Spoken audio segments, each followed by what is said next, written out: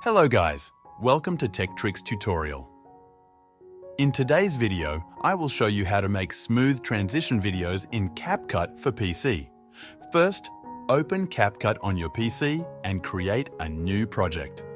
Import the video clips you want to use by clicking on the Import button and dragging them into the media library. Next, drag your video clips onto the timeline in the order you want them to play. Make sure the clips are placed next to each other without any gaps.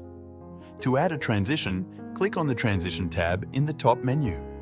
You'll see a list of different transition effects. Select the one you like and drag it between two clips on the timeline. Adjust the duration of the transition by dragging its edge on the timeline. This controls how long the effect will last. Keep it short for a smooth and quick transition. To make the transition even smoother, double-click on the transition in the timeline. This opens the Settings panel where you can tweak the speed and intensity of the effect. Adjust these settings to your liking. Play the video by clicking the play button to see how the transition looks. If it's not smooth enough, go back and adjust the settings again. Finally, when you're happy with the result, export your video by clicking the Export button at the top right. Choose your desired quality and file format, then hit Export.